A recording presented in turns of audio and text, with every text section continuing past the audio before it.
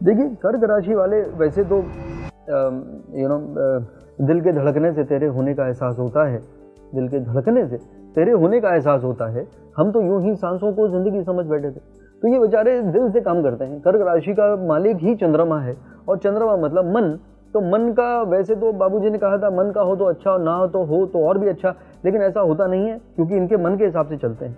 तो मन के हिसाब से हो तो बहुत अच्छा, और ना हो तो बिल्कुल कुछ भी अच्छा नहीं। ये इनकी कविता है। तो मुझे लगता है कि ये कर्क राशि को थोड़ा सा ये साल थोड़ा सा उस पर काम करना चाहिए। अगर कर्क राशि वालों की मैं शादी की बात करूं तो मई से गुरु का ट्रांजिशन की शादी करा देगा। और शनि पिछले 2.5 साल इनके 7th हाउस में था, बहुत कोशिश कर ली, शादी नहीं हुई, क्योंकि जब शनि 7वें घर में आता है गोचर में तो वो अनएक्सपेक्टेड डिले करा देता है शादी में।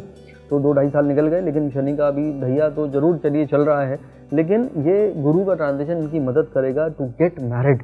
और मैरिज भी एक बहुत एक इम्पॉर्टेंट एक मुझे लगता है कि ज़िंदगी का एक एक्सपेक्ट है, जिसमें एक नई ज़िंदगी जुड़ती है। अभी आप खुद के कुंडली के भरोसे चल रहे हैं, एक और कुंडली आपकी ज़िंदगी से ऐड हो गई, तो वो अगर उसकी कुंडली अच्छी है तो कई बार 1+1 11 हो जाता है। और वैसे भी कर्क राशि के तो मैं तो कहूँगा कि जो स्पाउसेस हैं, ऐसे हस्बैंड तो खैर केयरिंग हस्बैंड 2 अपोजिट वर्ड हो गए हैं, लेकिन केयरिंग हस्बैंड कर्क राशि वाले होते हैं। केयरिंग वाइफ, उनको मैं कहता हूँ मदरली केयर, ऐसी वाइफ बहुत मुश्किल से मिलती है, और जिसकी हैं वो मुझे लगता है कि they are blessed to find those people, because इनके लिए सबसे इम्पॉर्टेंट है फैमिली, सबसे इम्पॉर्टेंट है पीस। सब तो इनका जो प्रोजेक्शन है ये दूसरों के लिए कुछ भी कर देते हैं, लेकिन when they expect in return और उनको नहीं मिलता है, देन दे गेट अफेक्टेड। तो वहाँ पे थोड़ा सा प्रैक्टिकलिटी इनको बढ़ाने की ज़रूरत है। बाकी मुझे नहीं लगता कि कोई और दिक्कत होगी। ट्रैवलिंग हो सकती है, तो कर्क राशि के लोग अगर ओवरसीज उनका बन नहीं रहा था, किसी का वीज़ा नहीं आ रहा था, कोई कहीं जाना चाह रहा था, तो ये साल काफ़ी ट्रैवलिंग से भरा हुआ हो सकता है। प्रॉपर्टी अगर लेना चाहते हैं कर्क राशि वाले, उसके भी रास्ते खुल जाएंगे।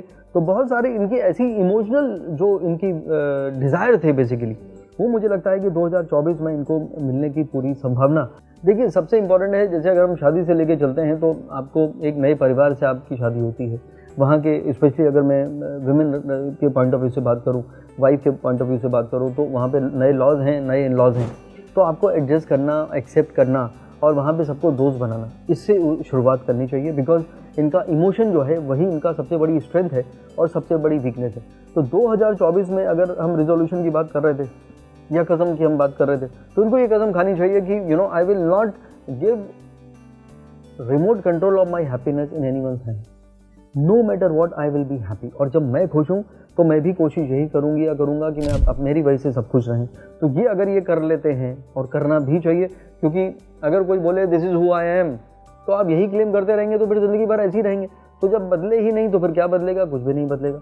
तो मुझे लगता है कि ये एक ऐसा एरिया है इमोशन का, जिनमें इनको ऑप्टिमिस्टिक जोन पे जाना पड़ेगा। उसके लिए मेडिटेशन इनकी मदद करेगा। वो ज़िंदगी का पार्ट बना लेते हैं तो that will definitely support them.